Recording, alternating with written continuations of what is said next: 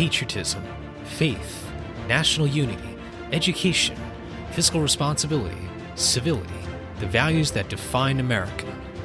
Fascinating stories and talks from America-loving patriots dedicated to preserving freedom, opportunity, and justice. Welcome to the Friends and Fellow Citizens podcast.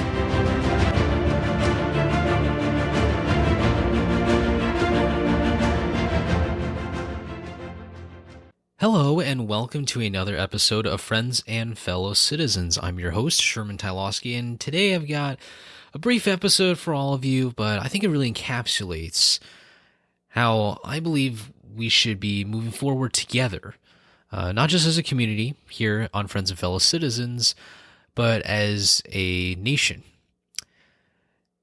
This week, the Senate will begin the impeachment trial for former President Trump regarding the article of impeachment with regards to the insurrection on January 6th.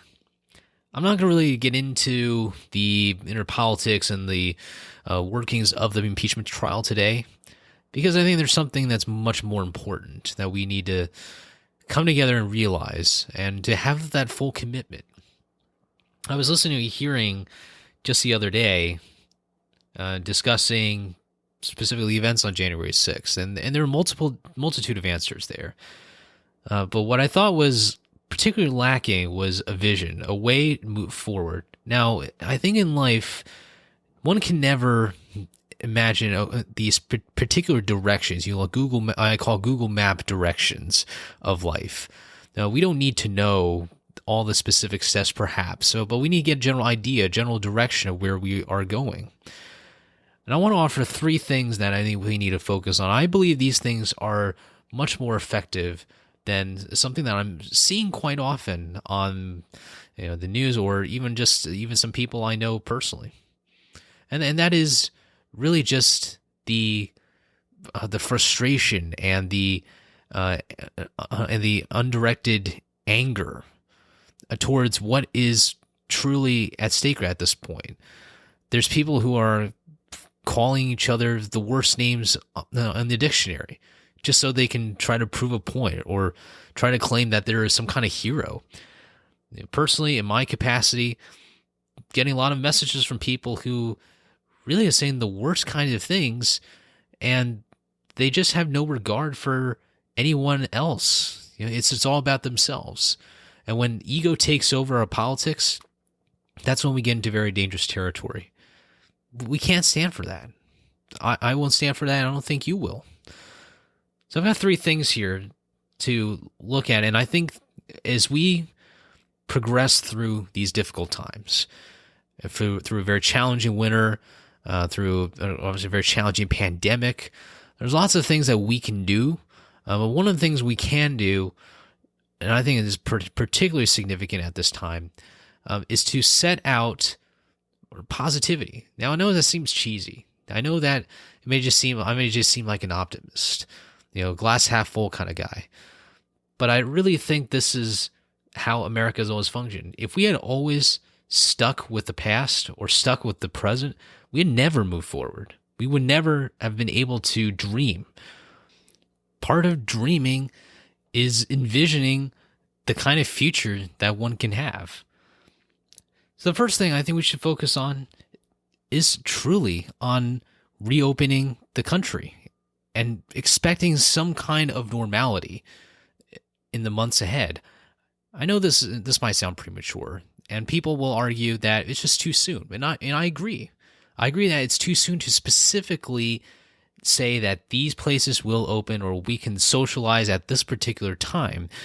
But the problem is, I think we are still stuck in this reality that COVID-19 is going to be completely expelled. It's a virus. Do you know how many viruses there are in even just one speckle of dust? It's so many. It's in the huge numbers. I'm not saying that there aren't any solutions to this. But what I'm saying is that in our society, we need to figure out not only the vaccine rollout and accelerating that to as many people as possible, that we achieve that herd immunity. I can't remember the exact percentage, but essentially that's the number that we have to target for. We need to be able to coexist, and not coexist because we think it's acceptable for people to catch the virus and suffer because of it.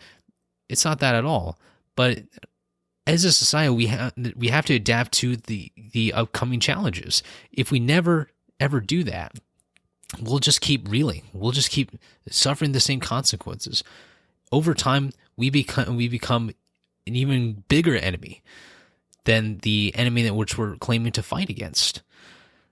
So I think we need to really focus on that. I'm seeing some news reports that there could be a plan for reopening schools. I don't know what the details are. I don't work for the Biden administration myself, but it's these kinds of things that need to be on our radar. And I know that the impeachment trial is happening this week, and there's other events that are happening later in the month.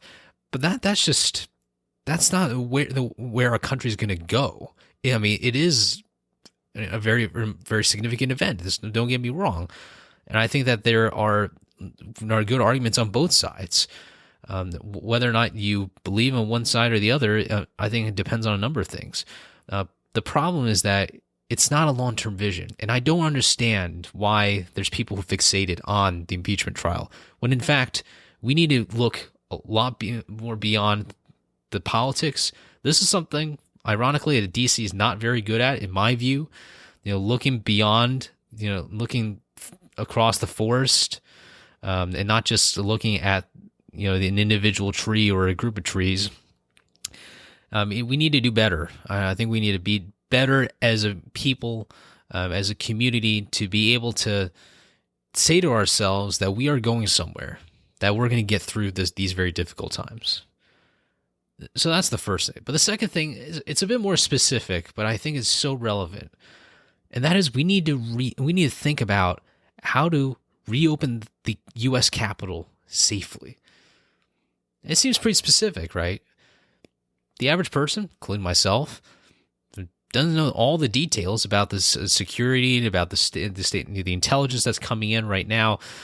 It's not publicly accessible, but I do think that something that is right now really, really kind of swept under the rug right now is the fact that there's no calls from a lot of people to reopen the Capitol. Again, it might seem early, and I'm not saying we have to reopen tomorrow. We have to reopen on a particular day, but we need to have those conversations. Because what I fear is that the people's house is locked away from the people. It sounds like a very abstract concept, very philosophical, but I do think that the security perimeter around the Capitol should be placed there when we believe it's necessary. Over time, I think congressional leaders, law enforcement leaders, and all those who are in charge of protecting the Capitol, they should all have a say, obviously, a very, very important say.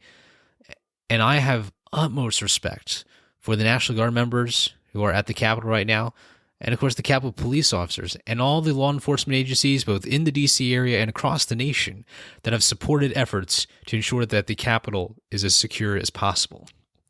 But I think part of the security aspect involves allowing the American people to enter and to enjoy this amazing building and this amazing institution, an institution that embodies Congress, our legislative body, the one that is outlined in Article 1 of the Constitution. There has to be conversation about that. Some things I would recommend.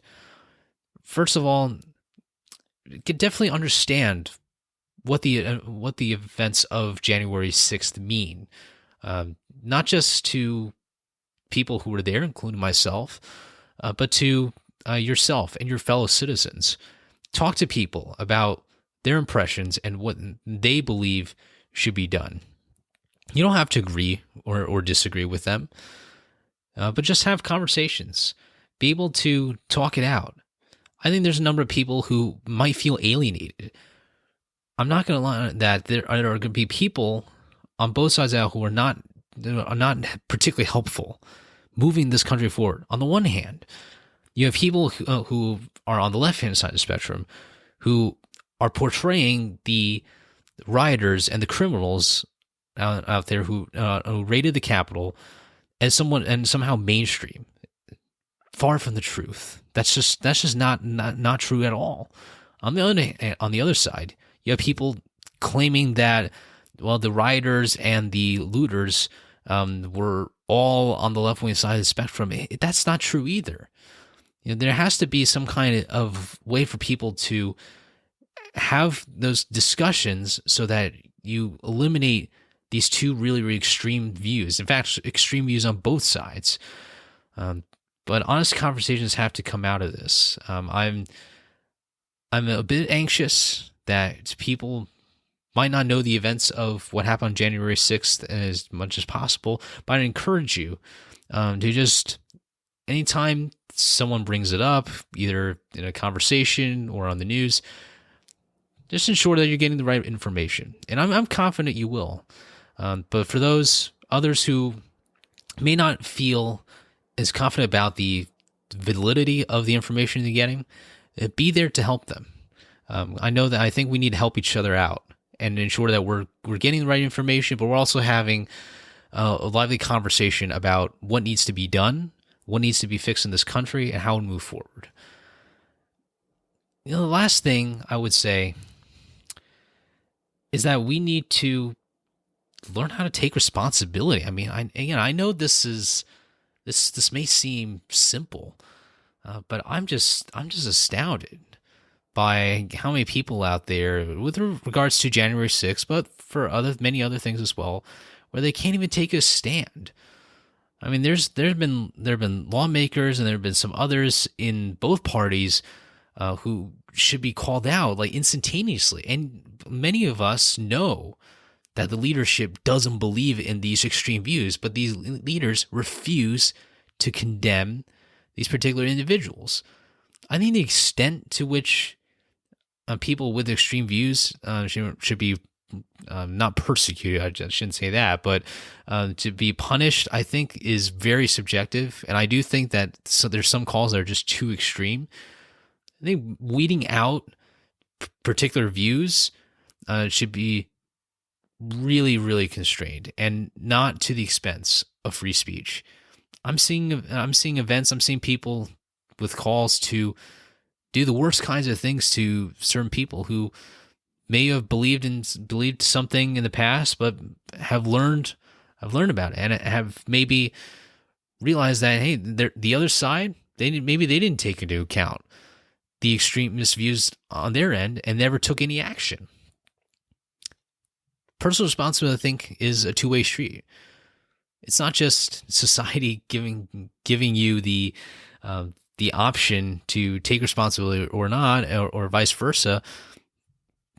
If particular leaders don't take responsibility, they shouldn't be leaders at all. I really think so. I think there should be challenges to their leadership positions, and they need to be able to defend why they didn't take responsibility. But obviously, some things are a bit out of my reach, but I want to put that out there for all of you because I love making episodes for all of you. Every single week, I come onto the internet and I explain my thoughts, or I listen to others who have done extraordinary things already in their lives. And I just want to offer just a few things that I like people to contemplate about. But ultimately, it's going to be up to our own actions to determine how feasible these goals are going to be and how quickly we can achieve. There's so much more potential that we know is out there, but that it just takes time and will to be able to achieve them.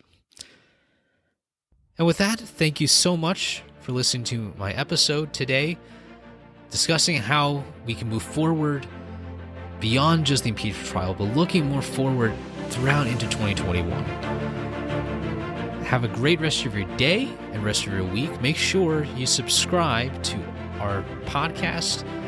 We have episodes every Monday for you. I really appreciate you joining me, and I'll see you next time.